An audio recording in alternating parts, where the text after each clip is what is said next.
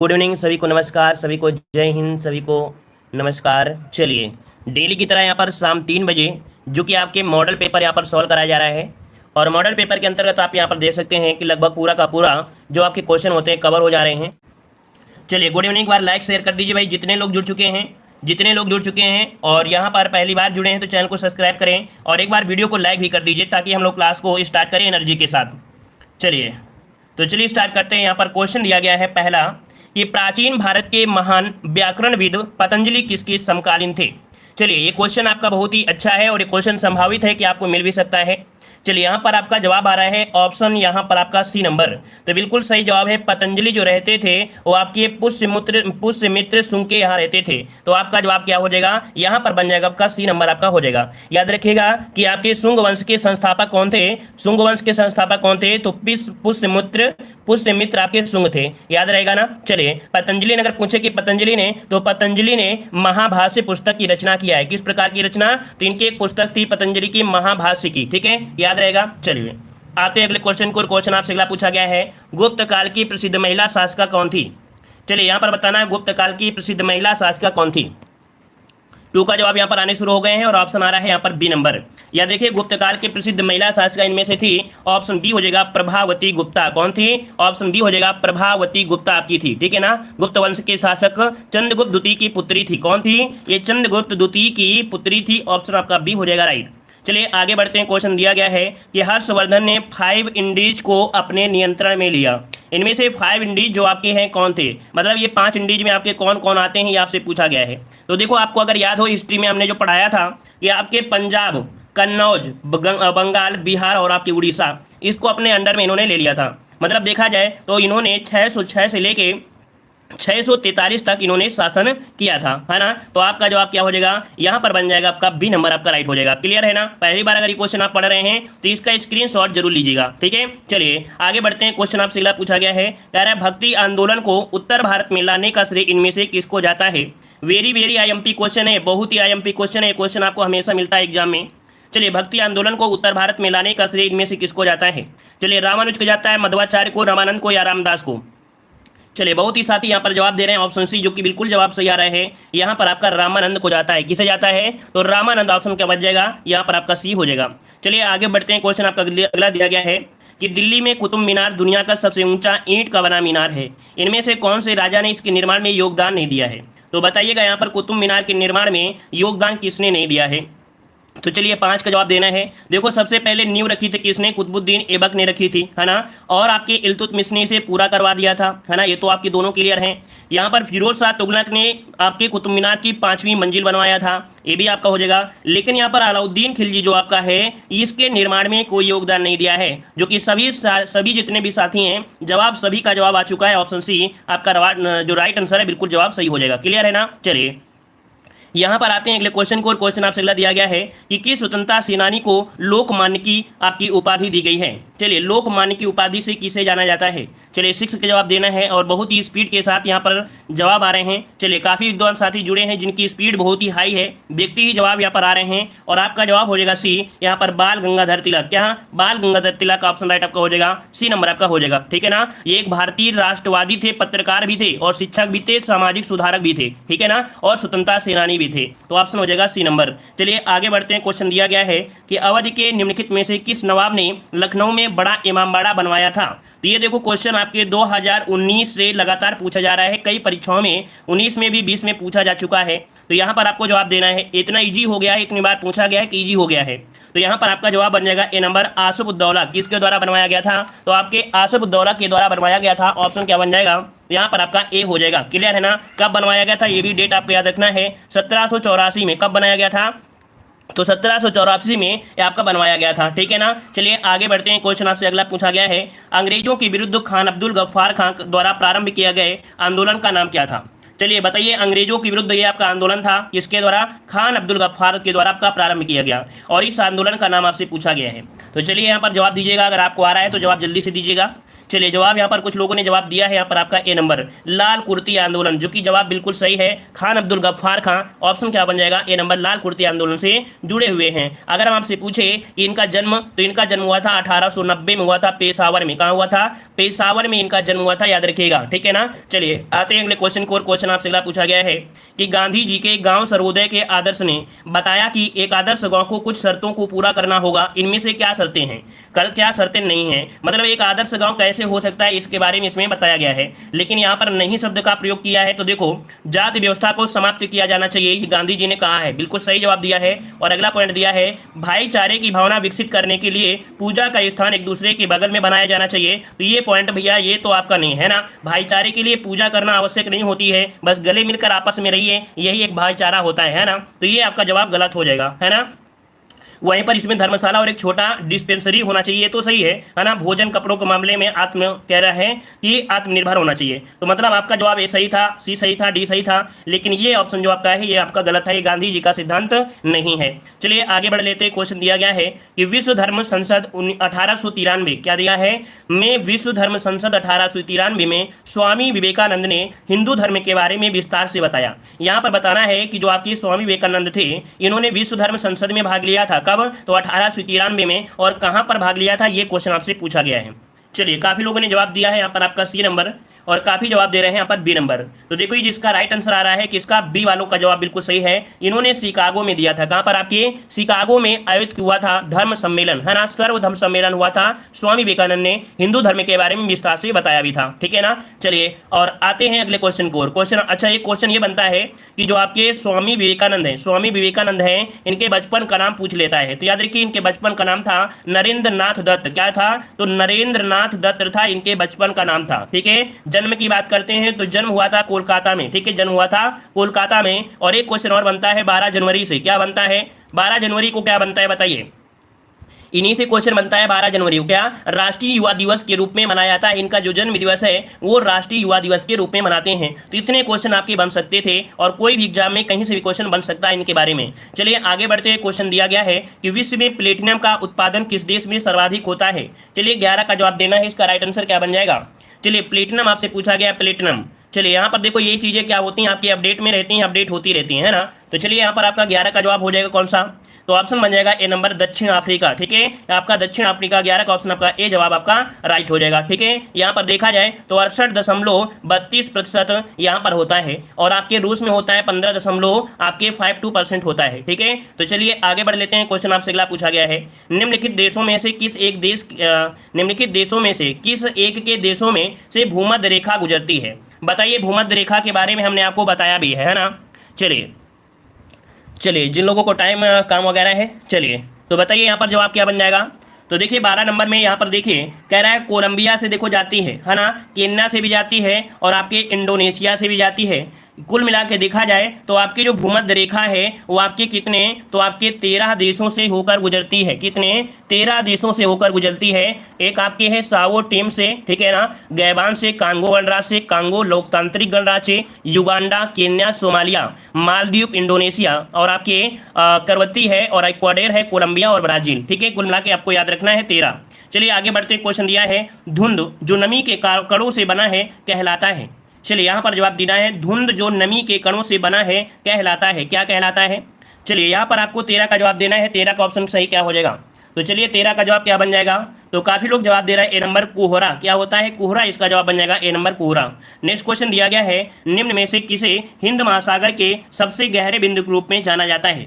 चलिए हिंद महासागर के सबसे गहरे बिंदु के रूप में किसे जानते हैं। चलिए देखो यहाँ पर हिंद महासागर दिया है, ना कि प्रशांत महासागर, और हिंद महासागर दिया है, तो क्या जवाब बन जाएगा, सबसे गहरा गर्त है। आप पढ़ते हैं, क्वेश्चन दिया है कि भारत के किस राज्य में सबसे बड़ी अंतर्देशीय लवणी आर्द्रभूमि है। चलिए नया क्वेश्चन लग रहा होगा, फिर से समझिएगा कि भारत के किस राज्य में सबसे बड़ी अंतर्देशीय लवणी आर्द्रभूमि है, और ये पड़ती है आपके कहाँ पर, तो आपके राजस्थान में। इसका राइट आंसर आपका सी हो जाएगा, राजस्थान में। आपने सुना होगा सांभर झील, सांभर नामक झील भारत की सबसे बड़ी अंतर्देशीय लवणी आर्द्रभूमि है, ठीक है, याद रहेगा। चलिए आगे बढ़ते हैं। क्वेश्चन दिया गया है कि भारत की 12वीं पंचवर्षीय योजना का मुख्य उद्देश्य क्या था। देखो पंचवर्षीय योजना आपकी खत्म हो गई है, लेकिन क्वेश्चन आना यहाँ पर बंद नहीं हुआ है, लगातार क्वेश्चन आपके मिल रहे हैं। तो देखिए यहाँ पर आपका 12वीं पंचवर्षीय योजना का जो लक्ष्य था वो था तेज, सतत और अधिक सम्मिलित विकास। क्या? तेज, सतत और अधिक सम्मिलित विकास। इसका राइट आंसर जो हो जाएगा वो बन जाएगा डी नंबर। ठीक है, चलिए आगे बढ़ते हैं। अवमूल्यन का अर्थ क्या होता है? चलिए आपने पढ़ा भी होगा, है ना, आप लोगों के समय ऐसा हुआ है तो आप लोग जरूर यहाँ पर बताएंगे अवमूल्यन मतलब क्या होता है। अवमूल्यन मतलब होता है अन्य देशों की तुलना में, है ना, अन्य देशों की मुद्रा की तुलना में घरेलू मुद्रा का मान कम होना। मान लीजिए जैसे आपका, मान लीजिए कि आपका भारत है और आप मान लीजिए कोई दूसरा आपका देश, है ना, अगर उस देश की तुलना में अगर आपकी मुद्रा क्या होती है, बहुत ही कम वैल्यू की हो जाती है, तो मुद्रा का अवमूल्यन करना पड़ता है ना। तो ऑप्शन क्या हो जाएगा? सी नंबर आपका हो जाएगा। अब आपके दिमाग में आ गया कम कैसे होती है, तो मान लीजिए जैसे आपका डॉलर होता है ना, क्या होता है? डॉलर होता है। हम लोग यहाँ पर क्या करेंगे, लगभग 70 प्लस, क्योंकि डॉलर का भी रेट बढ़ता रहता है, कभी 70 रुपया, कभी 72, कभी 74, कभी 75, कभी 76 रुपया भी हो जाता है ना। मतलब $1 अगर हमको लेना है तो हमें कितना रुपया देना पड़ेगा? इन्हें 74-75 रुपया तक लगभग देना पड़ेगा। तो यही होता है जब ये बहुत घटता रहता है, मतलब ये घटता मतलब क्या हुआ, $1 में जब हमको 100 रुपया देना पड़े, मतलब और ज्यादा देना, इसका मतलब है मुद्रा क्या हो रही है, उसका जो डिमांड है वो घट रही है। ठीक है ना, मुद्रा का मान क्या हो रहा है? कम हो रहा है। समझ गए होंगे क्या होता है। चलिए आगे बढ़ते हैं। क्वेश्चन दिया गया है, इनमें से कौन सा भारत में बैंकिंग क्षेत्र में महत्वपूर्ण सुधारों में से एक नहीं है? जो आपकी बैंकिंग सिस्टम है भारत में, उसके सुधार में से एक शामिल नहीं है। क्या शामिल नहीं है? तो देखो, पहला है घटी हुई CRR और SLR, ये तो भारत में बैंकिंग के सुधारों से आपका है। फिर दिया है ब्याज दर का विनिमय करना, ये भी आपका है।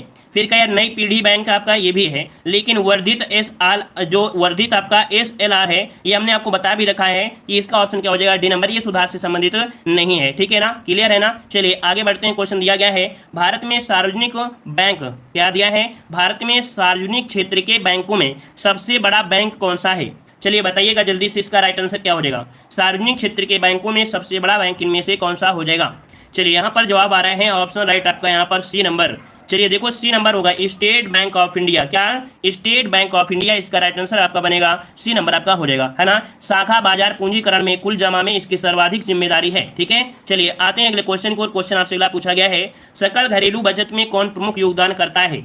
चलिए ये क्वेश्चन देख तो लगता है पिछले वाले मॉडल पेपर के उठा के रख दिए गए हैं, है ना। तो देखो यहाँ पर आपका परिवार हो जाएगा, मतलब सकल घरेलू बचत में तो आपका कौन योगदान करता होता है? तो आपका परिवार होता है। ठीक है, ये हमने पिछले मॉडल पेपर में विस्तार से बताया भी है। अगला क्वेश्चन दिया है, भारतीय संविधान को माना गया है, जो आपका भारतीय संविधान एक ऐसा है, संघीय है, एकात्मक है, संसदीय है, या रूप विधान में संघीय और भावना में एकात्मक है? कैसा है? जवाब दीजिएगा। चलिए काफी लोग जवाब दे रहे हैं यहाँ पर डी नंबर, कह रहे हैं इसका राइट आंसर आपका बनेगा डी। तो जवाब बिल्कुल ऐसा है, एकात्मक आपका है ना। तो ऑप्शन क्या हो जाएगा? D number. चलिए डी नंबर आपको बताना है, एकात्मक नहीं बताना है, इसका डी बताना है। हमने पिछले मॉडल पेपर में बता भी रखा है, इसलिए कहते हैं हर एक मॉडल पेपर को देखिए, ताकि अगर कोई नया क्वेश्चन मिलता भी है तो उसे आप रट लीजिए। एग्जाम में जरूरी नहीं होता है कि जो आप पढ़ के जाए वही मिले, कभी कभी ऐसा होता है कि अगर आप प्रैक्टिस सेट लगाते हैं, ज़्यादा से ज़्यादा प्रैक्टिस सेट लगाते हैं, तो वही क्वेश्चन आपको देखने को मिल सकते हैं। इसलिए प्रैक्टिस सेट आप हमेशा करते रहिए। ठीक है, चलिए आगे बढ़ते हैं। क्वेश्चन आपसे अगला पूछा गया है, कह रहा है निम्न में से किस एक की संस्तुति के आधार पर मूल कर्तव्यों के संबंधित प्रावधानों को भारत के संविधान में जोड़ा गया? यहाँ पर यह पूछा गया है कि जो आपके मूल कर्तव्य हैं, है ना, इनको जो जोड़ा गया भारतीय संविधान में, वो किसकी संस्तुति के आधार पर, है ना, किसके प्रयासों के आधार पर जोड़ा गया? तो यहाँ पर आपका 22 नंबर क्या बनेगा? तो 22 का ऑप्शन हो जाएगा यहाँ पर आपका बी, स्वर्ण सिंह समिति। क्योंकि जब संविधान बना था, है ना, तब आपके मूल कर्तव्यों को शामिल नहीं किया गया था। आपके 42वें संविधान संशोधन 1976 में, 42वें संविधान संशोधन 1976 में मूल कर्तव्यों को शामिल किया गया किसके प्रयासों से? तो स्वर्ण सिंह समिति की सिफारिश पर किया गया था। तो ये पॉइंट आपको याद रखना है, क्योंकि क्वेश्चन कई प्रकार से पूछ सकता है कि जो मूल कर्तव्य हैं, क्या संविधान के अंग थे प्रारंभ में? तो बोलोगे नहीं। ठीक है, चलिए अगला क्वेश्चन दिया गया है, कह रहा है राष्ट्रपति द्वारा राज्यसभा में कितने सदस्यों को नामित किया जा सकता है? चलिए बताइए, राष्ट्रपति द्वारा राज्यसभा में कितने सदस्यों को नामित किया जा सकता है?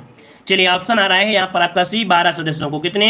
12 सदस्यों को, ऑप्शन आपका सी हो जाएगा। और अगला क्वेश्चन दिया गया है कि भारत का निम्नलिखित में से कौन सा राष्ट्रपति निर्विरोध निर्वाचित हुआ था? 24 का जवाब देना है, और इस प्रकार के क्वेश्चन हमने आपको बहुत बार बता भी दिया है। चलिए बताइए इसका सही जवाब इनमें से क्या हो जाएगा? चलिए काफी लोग जवाब दे रहे हैं नीलम संजीव रेड्डी। तो ये बताइए क्या नीलम संजीव रेड्डी बिल्कुल सही है?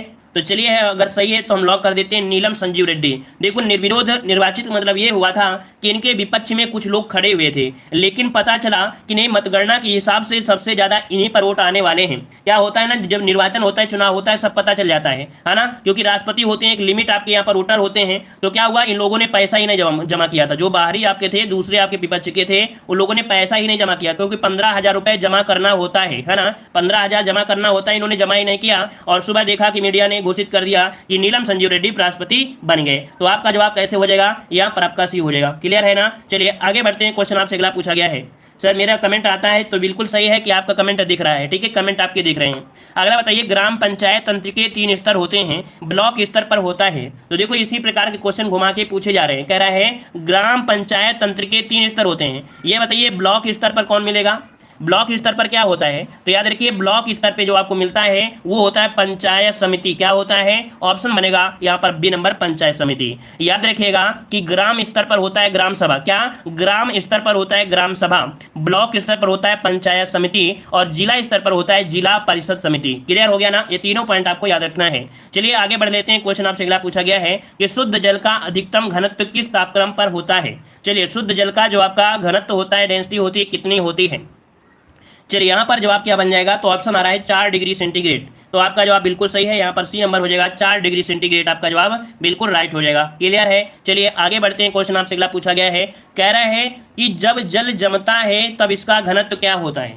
बताइए, जब जल होता है ना, जल जो होता है क्या होता है, जब जम जाता है तो इसका जो घनत्व होता है क्या होता है, बढ़ जाता है या घट जाता है, बताइएगा। तो ऑप्शन आ रहा है यहाँ पर, कुछ लोग कह रहे हैं ए नंबर, कुछ लोग जवाब दे रहे हैं सी नंबर।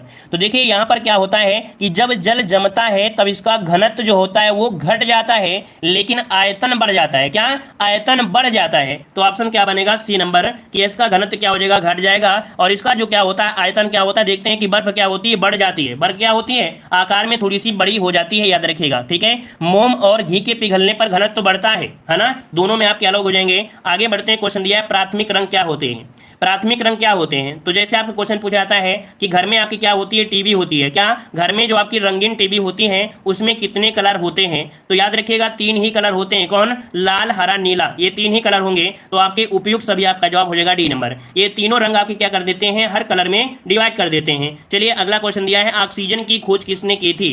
चलिए 29 का जवाब देना है। सही जवाब क्या हो जाएगा। पसंद आ रहा है तो वीडियो को लाइक शेयर करते रहिएगा, ठीक है, पसंद आए तो वीडियो को लाइक शेयर भी करिए। बताइए ऑक्सीजन की खोज जो की थी किसने किया था। चलिए यहाँ पर जवाब देना है 29 नंबर में। तो काफी लोग यहाँ पर जवाब दे रहे हैं, यहाँ पर बी नंबर। याद रखिए ऑक्सीजन की खोज किसने किया था, तो आपके पिस्टले ने किया था। किसने किया था, पिस्टले ने किया था, पिस्टले ने किया था, याद रखिएगा, ठीक है। वास्तव में देखा जाए तो ऑक्सीजन तत्व की खोज आपकी किया था आपके सोले नामक वैज्ञानिक ने किया था, ठीक है ना। तो यहाँ पर जवाब हो जाएगा बी नंबर। अगला क्वेश्चन दिया गया है कि मानव हृदय का सबसे बड़ा और सबसे मजबूत वक्ष जो होता है वो कौन सा होता है। चलिए यहाँ पर जवाब सही क्या बन जाएगा, तो थोड़ा सा कठिन आपको लग सकता है, लेकिन फिर भी अगर आप पढ़ लेंगे तो शायद आपको हमेशा के लिए याद हो जाएगा। तो याद रखिएगा इनमें से सबसे, क्योंकि आपके 4 पार्ट होते हैं, है ना, तो इनमें से जो आपका होता है बायां निलय, कौन, ऑप्शन बी हो जाएगा, जो बायां निलय होता है ये आपका होता है, ठीक है ना। तो आपका जवाब हो जाएगा बी नंबर, ये सबसे मजबूत वक्ष आपका होता है, बायां निलय होता है। क्यों, इसमें ऑक्सीजन युक्त रुधिर होता है। क्या, इसमें ऑक्सीजन युक्त क्या होता है, रुधिर होता है। फिर भी यह इतने वेग से रुधिर को महाधमनी में भेजता है कि वह पूरे शरीर तक पहुंचा सकता है ना। इतना प्रेशर इसमें होती है, इसमें बड़ी ताकत होती है। ये क्या करती है, शुद्ध रक्त को पूरे बॉडी में पहुंचा देता है। ऑप्शन आपका बी हो जाएगा, इससे अब आपको याद रहेगा। चलिए आगे बढ़ते हैं। क्वेश्चन आपसे अगला दिया गया है कि यदि 5 क्रमिक संख्याओं का औसत 33 है तो उन क्रमिक संख्याओं में से सबसे बड़ी संख्या क्या होगी। चलिए क्वेश्चन आपका मैथ का क्वेश्चन है, अगर आपने मैथ पढ़ा होगा तो आज इस प्रश्न का जवाब तुरंत आप जवाब दे सकते हैं। चलिए तो देखिए यहाँ पर दिया है 5 क्रमिक संख्याएं, क्रमागत दिया गया है ना। तो देखिए यहाँ पर दिया है 33 दिया है ना, तो 2 आगे लीजिए 2 पीछे लीजिए। यहाँ पर एक हो जाएगा क्रमागत में 34, फिर आपकी हो जाएगी 35, यहाँ पर आपका हो जाएगा 32, यहाँ पर हो जाएगा 31। अब पूछा गया सबसे बड़ी, तो ये बताइए 5 में सबसे बड़ी कौन सी है, 35 आपका जवाब बन जाएगा, अर्थात ऑप्शन क्या बन जाएगा, डी नंबर। इसी प्रकार से क्वेश्चन का आंसर निकाला जाता है। अगला क्वेश्चन दिया है उत्कर्ष शब्द का विलोम क्या हो जाएगा। उत्कर्ष का विलोम क्या होता है, यहाँ पर जवाब देना है। तो देखिए उत्कर्ष का विलोम यहाँ पर आ रहा है अपकर्ष, तो बिल्कुल जवाब सही है, उत्कर्ष का हो जाता है अपकर्ष होता है, ऑप्शन आपका बी राइट हो जाएगा। अगला है मीन का पर्यायवाची शब्द क्या है। मीन का पर्यायवाची शब्द यहाँ पर क्या बन जाएगा? चलिए 37 नंबर जवाब दीजिए। तो यहाँ पर देखो क्या बन जाएगा, ऑप्शन बन जाएगा डी, मत्स्य होता है। क्या मत्स्य होता है? थोड़ा सा हम फास्ट में चलने वाले हैं, थोड़ा फास्ट होने वाले हैं, तो आप लोग भी थोड़ा सा नजर को जमाए रखिएगा। कह रहा है माइकल ने गाना गाया, इस वाक्य में कौन सा काल है? माइकल ने गाना गाया, इसमें पूछा गया है काल कौन सा है? तो बताइए भूतकाल है या भविष्यकाल है या वर्तमान है?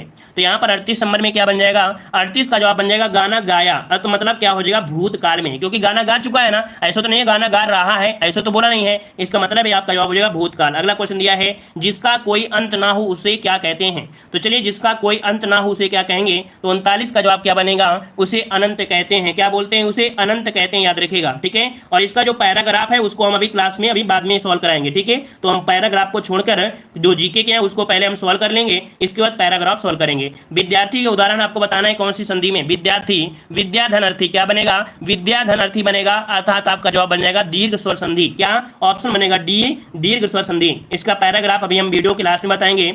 यहां पर सॉल्व कर लेते हैं जीके से रिलेटेड। कह रहा है किस बैंक ने एमएसएमई के लिए एक ऑनलाइन व्यापार मेंटरिंग प्रोग्राम एमएसएमई प्रेरणा को लॉन्च किया है?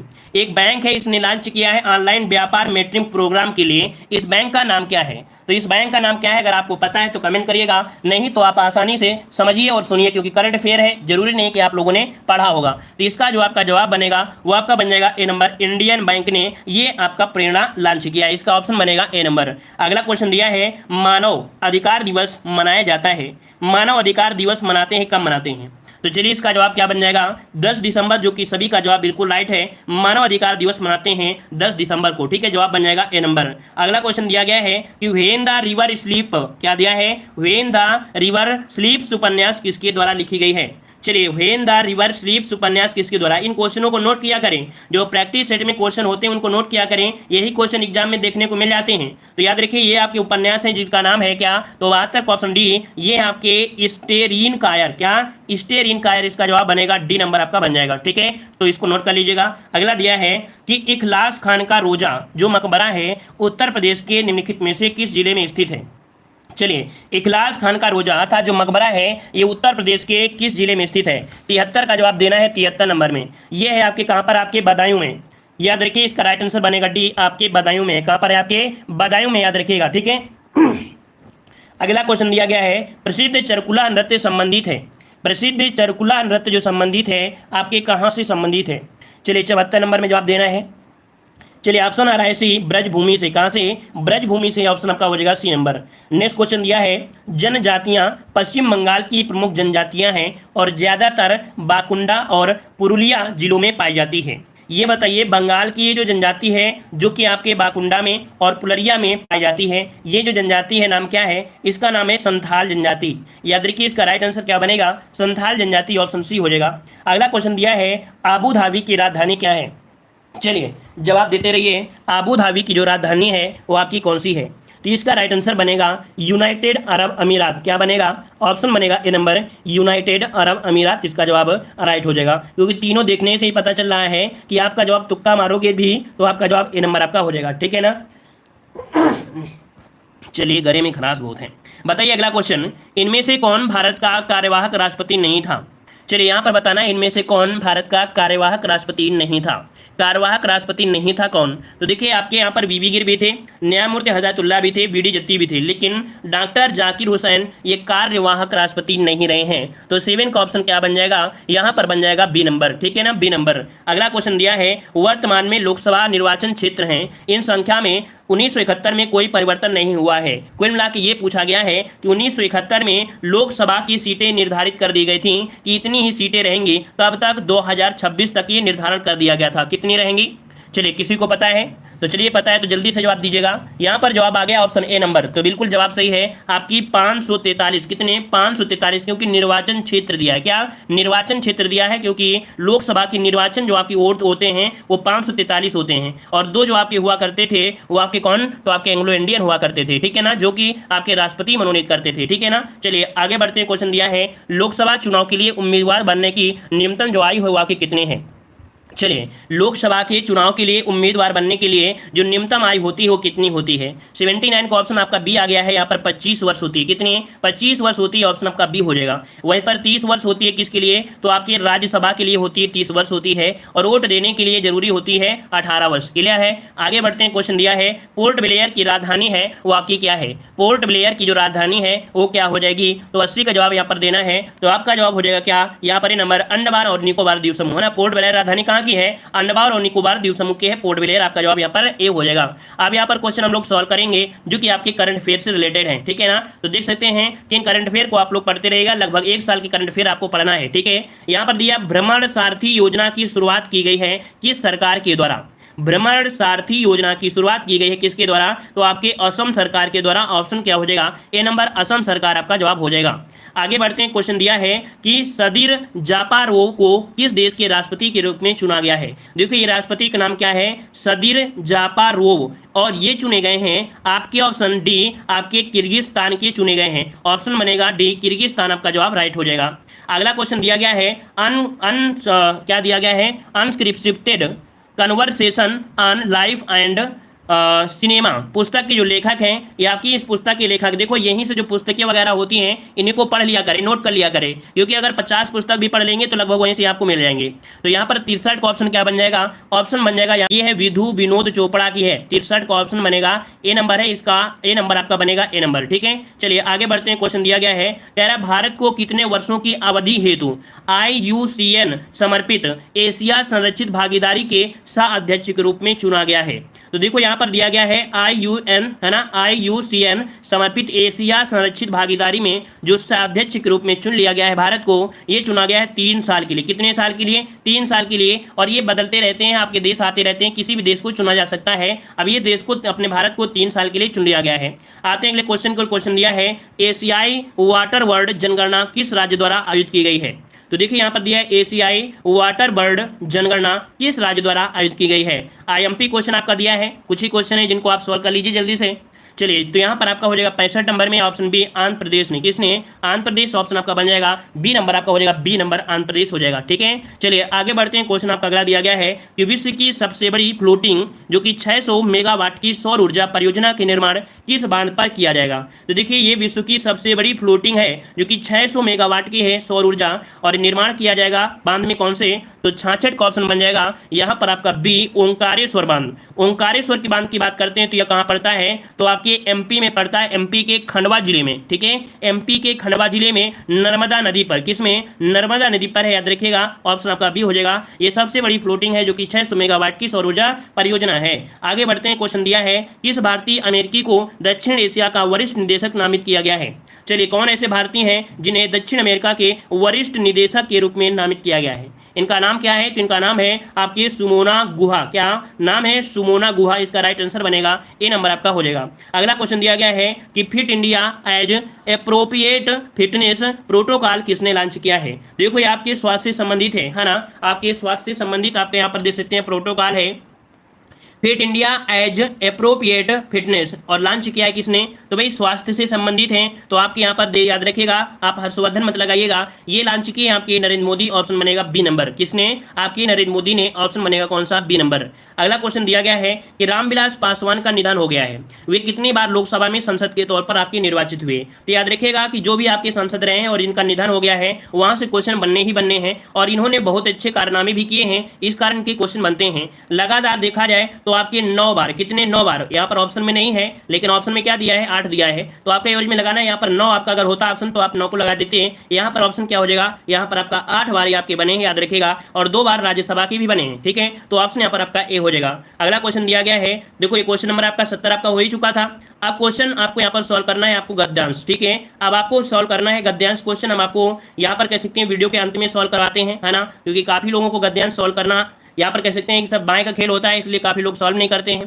तो देखिए गद्यांश से मुझे मालूम था कि भारत में तिलोनिया नामक भी कोई जगह है जहां हमारे देश के समसामयिक इतिहास का एक विस्मयिक पन्ना लिखा जाता है। मतलब आपके करंट से रिलेटेड यहाँ पर आपका लिखा जाता है, जो कि तिलोनिया के बारे में मुझे इतनी ही जानकारी थी कि वहाँ एक स्वावलंबी विकास केंद्र चल रहा है जिसमें स्थानीय ग्रामवासी स्त्री पुरुष मिलजुल कर चला रहे हैं। मुझे वहां जाने का अवसर मिला। बस्ती क्या थी? कुछ पुराने और कुछ नए छोटे छोटे घरों का क्या था? झुरमुट था। वहां एक सज्जन ने बताया कि एक सुशिक्षित तथा उसके दो साथियों टाइपिस्ट और फोटोग्राफर ने मिलकर 1952 में इस संस्था की स्थापना की थी। मतलब जो आपकी ये संस्था है इसकी स्थापना आपकी 1972 में की थी। संस्था का नाम था सामाजिक कार्य तथा शोध संस्थान, जिसे बोलते हैं SWRC। अगर क्वेश्चन ये पूछे जीएस में कि SWRC की स्थापना कब हुई थी तो आपकी 1972 में हुई थी, ठीक है ना। फिर दिया है मेरे मन में संशय उठने लगे थे, आज के जमाने में वैज्ञानिक उपकरणों की जानकारी के बल पर ही तरक्की की जा सकती है। किसके आधार पर? वैज्ञानिक उपकरणों की जानकारी होगी तभी आप तरक्की कर सकते हैं, उससे हटकर और अवहेलना करते हुए भी नहीं की जा सकती है ना। एक पिछड़े हुए गांव के लोग अपनी समस्याएं स्वयं सुलझा लेंगे, यह असंभव था। वह सज्जन कहे जा रहे थे कि हमारे गांव आज भी नहीं बसे। क्या हमारे गांव आज नहीं बसे हैं? इन गांवों में शताब्दियों से हमारे पूर्वज रहते आ रहे हैं। पहले जमाने में भी हमारे लोग सूझ और ये करते थे। मतलब यहाँ पर आप देखा इतना आपने पढ़ लिया, क्योंकि गद्यांश बहुत ही बड़ा है। क्या ये गद्यांश बहुत ही बड़ा है, लेकिन हमें बहुत बड़े गद्यांश को सॉल्व नहीं करना है। कुछ क्वेश्चन को देखते हैं, अगर हुआ तो सॉल्व करते हैं, नहीं तो इसे आप आसानी से सॉल्व कर पाएंगे, पढ़ने के बावजूद ही कर सकते हैं। तो देखो यहाँ पर दिया है सामाजिक कार्य तथा शोध संस्थान की स्थापना का उद्देश्य क्या है बताइए। अगर आप गद्यांश ना पढ़ रहे होते तो भी इसका जवाब दे पाते कि नहीं दे पाते? जरूर दे पाते कि उन्हें स्वावलंबी और आत्मनिर्भर बनाना चाहता है ना। सामाजिक कार्य और शोध संस्थान की स्थापना क्या है कि उन्हें स्वावलंबी और आत्मनिर्भर बनाना। ऑप्शन यहाँ पर बी हो जाएगा। अगला क्वेश्चन दिया है लेखक का मानना है, मतलब लेखक ने एक पॉइंट अभी कहा था, इसी पॉइंट में क्या कहा था? इन्होंने कहा था कि आधुनिक समय में वैज्ञानिक उपकरण और जानकारी को कटकर या उसकी अवहेलना करके तरक्की नहीं की जा सकती है। तो देखो ये आपका शब्द लेखक का मानना यही था कि वैज्ञानिक समय में वैज्ञानिक के अनुसार ही हो सकता है, वैज्ञानिक उपकरण के आधार पर किया जा सकता है। अगला दिया है संस्थान के निर्णय और संचालन में आधारभूत भूमिका इनमें से किसकी है। देखो कोई भी संस्था होती है ना, संस्था के निर्णय और संचालन में आधारभूत जो भूमिका होती है उसमें से कौन इसमें से शामिल किया सकते हैं।